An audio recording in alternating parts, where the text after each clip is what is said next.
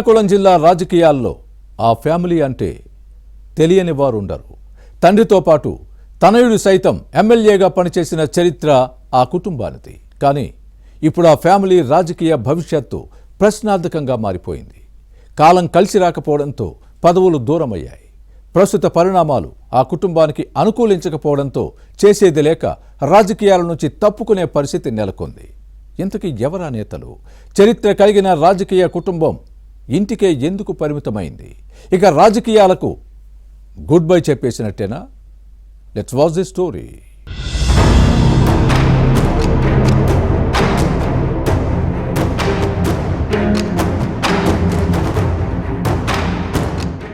రాజకీయాల్లో ఏ క్షణం ఏం జరుగుతుందో ఎవరూ ఊహించలేరు. ఒకప్పుడు ఓ వెలుగున నేతల భవిష్యత్తు సైతం ప్రస్తుత పరిణామాలతో తలకిందులయ్యే అవకాశాలు లేకపోలేదు.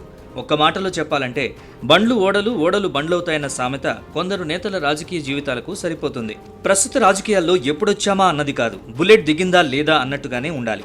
గత సార్వత్రిక ఎన్నికల విషయంలో ఈ విషయం తేటతెల్లమైంది. కొందరు మొదటిసారి పోటీ చేసి ఎమ్మెల్యేలుగా గెలుపొందారు. అయితే కుటుంబాన్ని బట్టి టికెట్లు దక్కుతాయనే భ్రమల్లో బతికే నాయకులకు మాత్రం సార్వత్రిక ఎన్నికలు ఓ గుణపాఠం నేర్పాయని చెప్పాలి. శ్రీకాకుళం జిల్లాలో కలమట కుటుంబం అలాంటి పరిస్థితే. ఒకప్పుడు జిల్లా రాజకీయాల్లో కీలకంగా వ్యవహరించిన ఈ ఫ్యామిలీ ఇప్పుడు రాజకీయ ముఖచిత్రంలో కనుమరుగైందనే చెప్పాలి. దీనికి కారణాలున్నాయి.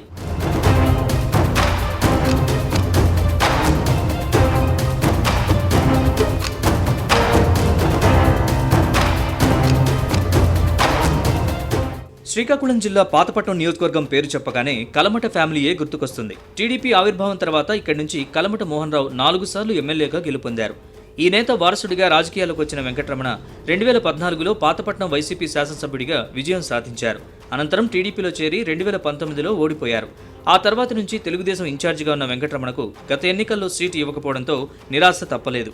మామిడి గోవిందరావుకు టికెట్ కేటాయించడంతో అప్పటి నుంచి కలమట వెంకటరమణ పొలిటికల్ డౌన్ఫాల్ మొదలైందనే చెప్పాలి. అధిష్టానం నిర్ణయంతో సర్దుకుపోయిన వెంకటరమణకు ఎన్నికల అనంతరం తెలుగుదేశం అధిష్టానం జిల్లా అధ్యక్ష బాధ్యతల్ని అప్పగించింది. అయితే అయిష్టంగానే ఏడాది పాటు పదవి నిర్వహించిన వెంకటరమణ ఇక తాను పదవి నిర్వర్తించలేనని చెప్పడంతో పార్టీ హైకమాండ్ మరో నేతకు బాధ్యతలు అప్పగించింది. ఇంతవరకు బాగానే ఉన్నప్పటికీ అంతటి చరిత్ర కలిగిన కలమట కుటుంబం భవిష్యత్తు ఏంటనే సందేహాలు ఇప్పుడు వ్యక్తమవుతున్నాయి.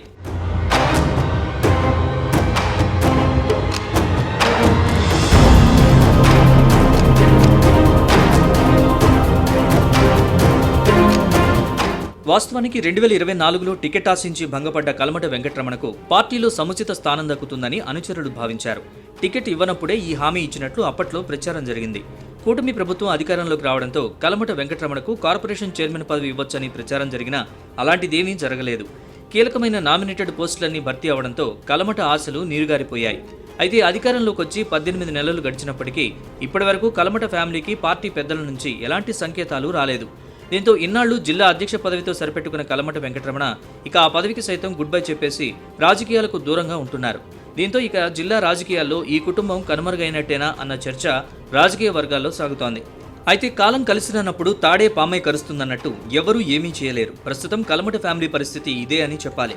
దీనికి తోడు జిల్లా అధికార పార్టీలో ప్రస్తుత పరిణామాలు అనుకూలించకపోవడంతో రాజకీయాల్లో ఓ వెలుగున కలమట కుటుంబం ఇప్పుడు అయోమయ స్థితిని ఎదుర్కొంటోంది.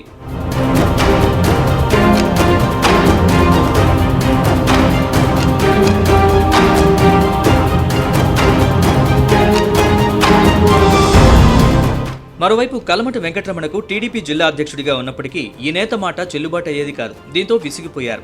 ఇలాంటి పరిస్థితుల్లోనే జిల్లా పార్టీ పగ్గాలు తనకు వద్దంటూ వెంకటరమణ పెవిలియన్ దారి పట్టారని రాజకీయ వర్గాల్లో వినిపిస్తోంది. అయితే ప్రస్తుతం ఏ పదవి లేకుండా ఉన్న కలమట కుటుంబం ఇక రాజకీయాల నుంచి తప్పుకున్నట్టేనా, లేక భవిష్యత్తు కార్యాచరణను రూపొందిస్తారా అన్న విషయంలో మాత్రం క్లారిటీ లేదు.